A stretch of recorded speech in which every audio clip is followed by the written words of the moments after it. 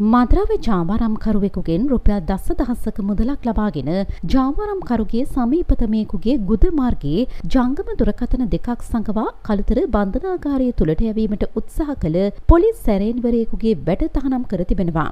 ඒ Panadura කොට්ටාස police අධිකාරිවරයා විසින් මෙලෙස වැඩ තහනමට ලක් කර ඇත්තේ පින්වත් පොලිසියට අනුයුක්ත අධිකරණ කටයුතු භාර සැරේන්වරයාගේ විදිස්ගතව රැඳී සිටමින් මෙරට මද්‍රාවේ ජාවාරම සිදු කරන ඩුබයි ගයන් නැමැත්තාගේ මෙරට මද්‍රාවේ ජාවාරම සිදු කරන බව කියන ජාවාරම්කරුවෙකු මේ වන විට රඳවා සිටින්නේ කළුතර බන්ධනාගාරයේ.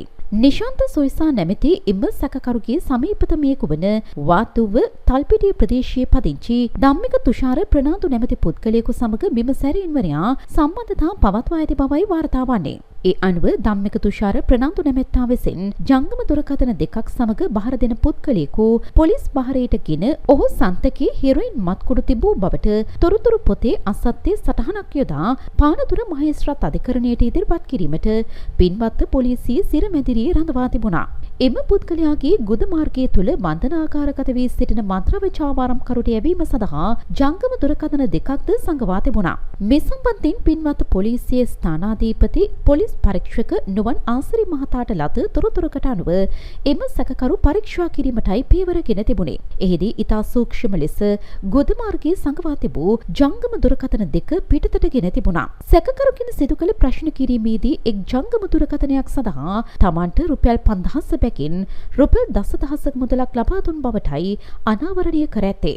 සැකකරු මෝදරවිල ප්‍රදේශයේ පදිංචි තදින් මද්‍රාවයට ඇබ්බැහි වූ පුද්ගලෙක්. මෙම සැකකරු ජංගම දුරකථන දෙක සමගින් බන්ධනාගාරගත කරලීම සඳහා පොලිස් සැරෙන්වරයාට රුපියල් 10,000ක මුදලක් වාතෝවේ පදිංචි ධම්මික තුෂාර නැමැත්තා විසින් ලබා දී ඇති බවට අනාවරණය වී තිබෙනවා.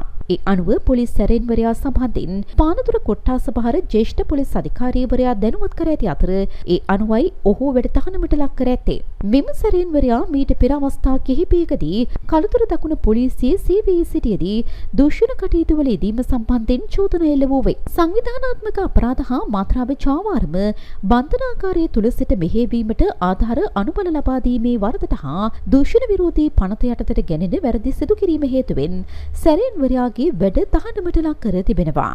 මේ අතර පාතාල ක්‍රියාකාරීන්ගෙන් ඇති වූ මරණ තරජන මත ගන්ධර පොලිස් වසමේ පුද්ගලින් 16 දෙනෙකුට පොලිස් ආරක්ෂාව ලබා දී තිබෙනවා. බුද්ධි අංශ තොරතුරු මත හඳුනාගත් තරජනයට ලක් වී ඇති අදාළ පුද්ගලයන්ගේ නිවාස සඳහා පොලිස් ජංගම මුර සංචාර අත්සටහන් පොත් තබා ඇති බවයි වාර්තා වන්නේ. පොලිස් ජිප් රථ තිරුවත රථ හා යතුරුපැදි කණ්ඩායම් මගින් අදාළ ප්‍රදේශවල නිරන්තරයෙන් ජංගම මුර සංචාර ක්‍රියාත්මකයි. පොලිසිය මගින් අවශ්‍ය උපදෙස් ලබා දෙමින් ආරක්ෂක කටයුතු ක්‍රියාත්මක කළත් මරණීය තරජන ඇති වී තිබෙන ඇතැම් පුද්ගලයන් පොලිස් උපදෙස් නොතකා අනාරක්ෂිත ලෙස හිතුමතේ ගමන් බිමන් යන බවට වාර්තා වී තිබෙනවා. එලෙස පොලිස් උපදෙස් නොතකා හිතුමතේ ගමන් ගිය පුද්ගලයෙකු පසුගියදා නාඳුරන තුවාක්කුකරුවන් අතින් වෙඩිපහරට ලක් වී ජීවිතක්ෂයට පත් වුණා. මෙම වෙඩිතැබීම සිදු වී තිබුණේ ගන්ධර සුපිරි වෙළඳසැලක් ඉදිරිපිටදී. එම වෙඩිතැබීමෙන් ඩිලයිට් නමින් හඳුන්වන මාළු ව්‍යාපාරිකයෙකු මිය ගියා.